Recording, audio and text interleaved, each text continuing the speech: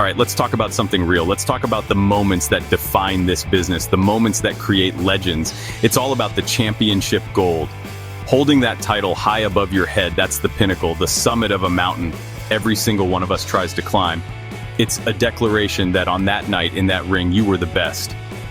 The history of WWE is written by its champions, names etched in gold forever. Hogan, Austin, The Rock, Triple H, and yeah, yours truly. These are the reigns that built the foundation of this entire universe. The ones we talk about for decades. But what about the reigns that slipped through the cracks? The ones that are more like a whisper than a roar. I'm talking about the forgotten WWE title reigns you didn't know existed. These aren't the year-long sagas or the epic rivalries that defined an era. These are the footnotes, the blips on the radar, the reigns so short, so unexpected that even the most dedicated members of the WWE universe might have blinked and missed them. You think you know WWE history? You think you've seen it all? Well, today we're digging deep into the archives.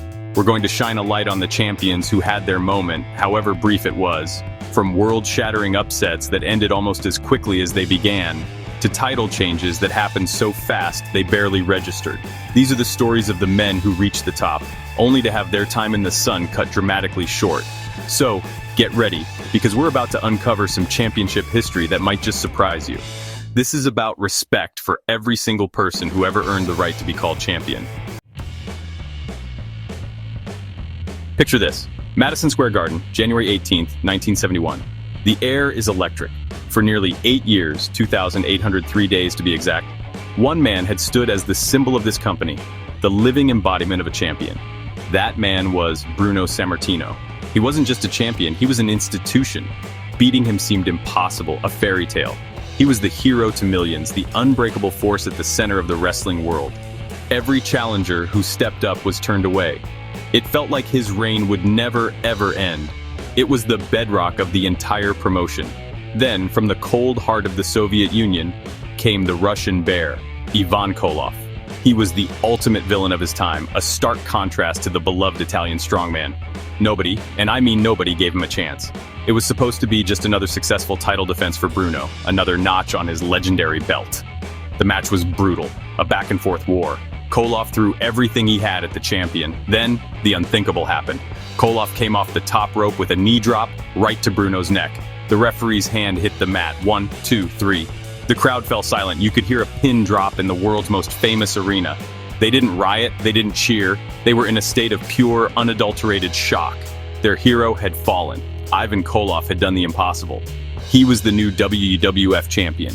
It was one of the most stunning moments in the history of this business, a moment that proved anyone can be beaten on any given night. The man who ended the most dominant championship reign of all time had his name etched into history forever. He was the guy who slayed the dragon. But here's the part that gets lost to time. That historic, world-changing reign, it lasted just 21 days. 3 weeks, that's it. The company wanted the title on a new popular babyface, Pedro Morales, and they wanted it done quickly to capitalize on the fan support. So Koloff served his purpose. He was the transitional champion, the bridge between two heroic eras. His monumental victory is remembered, but his actual time as champion is often just a footnote. He was the man who shocked the world, only to fade back into the history books almost as quickly as he arrived.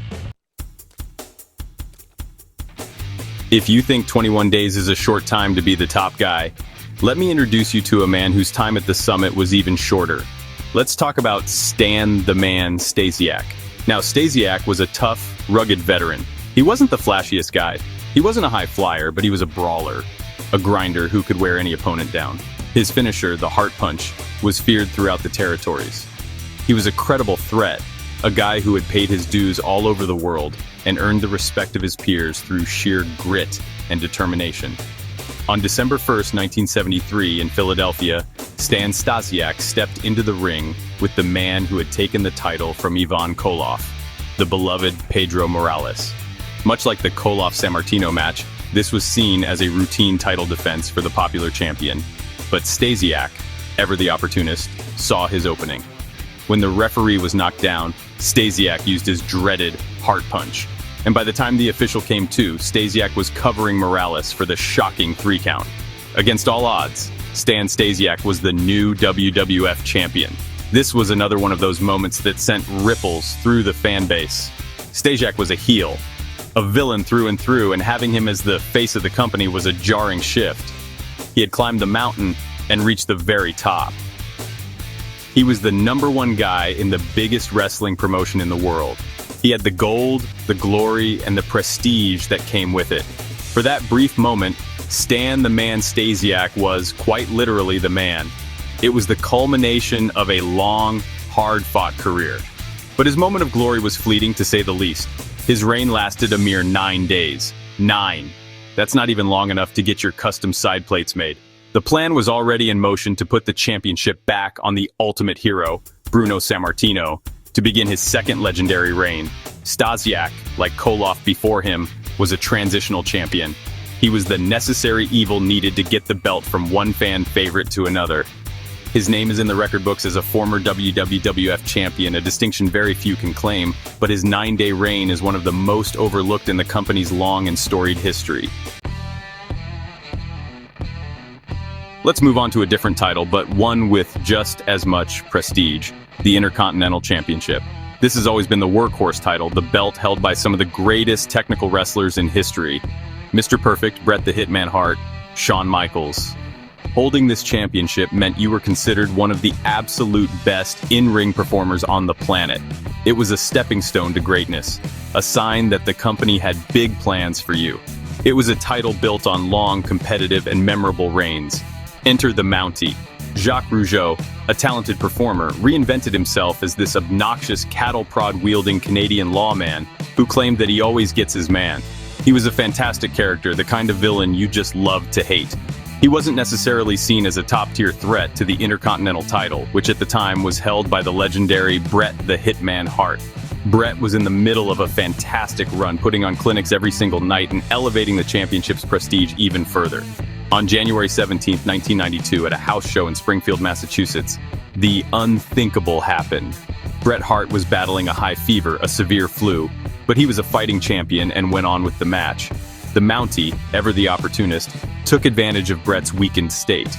With a little help from his trusty shock stick, he zapped Bret, pinned him, and became the new Intercontinental Champion. It was a heist, a shocking title change that happened away from the bright lights of television, leaving fans who heard the news completely stunned. But here's where it gets truly wild. The Mountie's entire reign as Intercontinental Champion lasted for only 2 days, 48 hours.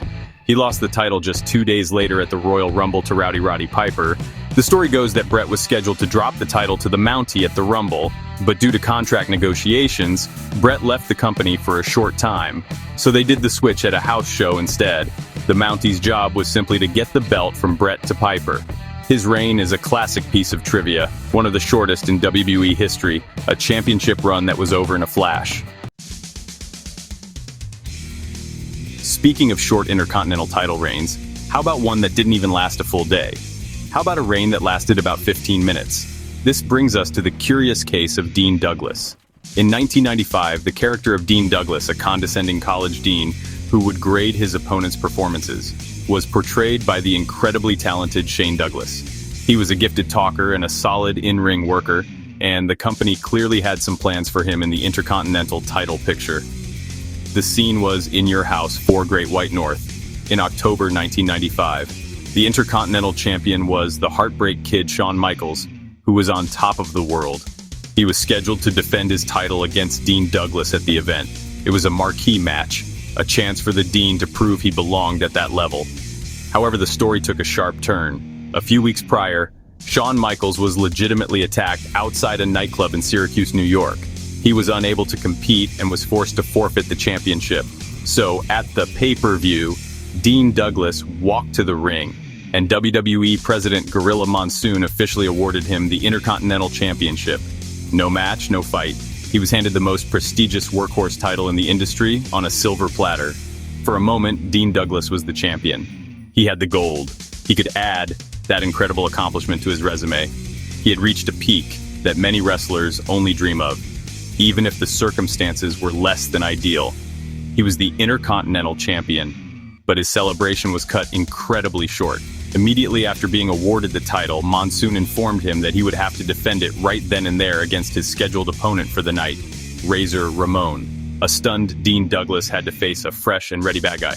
The bell rang, Razor hit the Razor's edge, and it was over. 1, 2, 3. Dean Douglas's entire Intercontinental Championship reign lasted for the duration of one match, roughly 15 minutes. He won the title by forfeit and lost it on his very first defense, all on the same night. It's a reign so bizarre and so brief, it's almost hard to believe it even happened.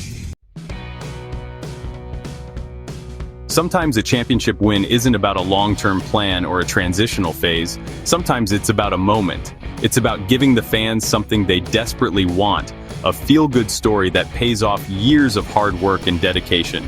That was the story of Zack Ryder. For years, Ryder was the ultimate underdog. He got himself over with the WWE Universe through his own hustle, using YouTube to create his own show, Z True Long Island Story, building a grassroots movement that was impossible for the company to ignore. The Ryder revolution was in full swing.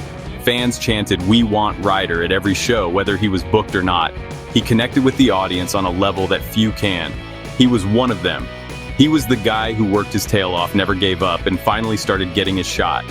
This all culminated at the TLC Tables, Ladders and Chairs pay-per-view in 2011. Zack Ryder got a match against Dolph Ziggler for the United States Championship, and it was in his hometown of Long Island, New York. The atmosphere was absolutely incredible. The fans were living and dying with every move. When Ryder finally hit the Rough Rider and got the 3 count, the place erupted. It was one of the purest, most emotional moments you'll ever see. It was the payoff. The underdog had done it. Zack Ryder, the internet champion, was now the official United States champion. He stood in the ring, tears in his eyes, holding the title high as his hometown crowd chanted his name. It was a perfect moment, a testament to the power of hustle, loyalty, and respect. But this is a video about forgotten reigns, and sadly, this one fits the bill. The very next night on Raw, the celebration was cut short. Ryder was put in a match against Jack Swagger, and after interference from Kane, he lost the United States Championship. His feel-good, emotional, hard-earned title reign lasted for just one day. It was a crushing blow to the Ryder revolution and a decision that many fans still question to this day. The win was a magical moment, but the reign itself was so brief that it's often remembered more for the emotional victory than for his time as the actual champion. And there you have it. From a 9-day world champion to an intercontinental reign that lasted less time than it takes to watch an episode of Raw. These are the stories that often get lost in the shuffle, the champions who had their moment in the sun, no matter how brief. It just goes to show you that in WWE, anything can happen and history is written in the blink of an eye. Every single person on this list earned the right to be called a champion, and that's something that can never be taken away from them. It's a part of their legacy, a part of the rich tapestry of this business. So now I want to hear from you. What do you think? Did you remember any of these lightning-fast title reigns? Were you watching when the Mountie shocked the world, or when Dean Douglas had his 15 minutes of fame? Better yet, are there any other forgotten champions that we missed? Drop a comment below and let's talk about it. This is what being a fan is all about, remembering the history, debating the moments, and sharing the passion for this incredible world we all love. Your voice matters, so make it heard. If you enjoyed this trip down memory lane and want to uncover more hidden gems from WWE history, do me a favor. Hit that like button, and more importantly, subscribe to Fusion Video and turn on those notifications. We're just getting started, and you're not going to want to miss what's coming next. We're all about hustle, loyalty, and respect for the history of this business, and we appreciate every single one of you for coming along for the ride. Until next time.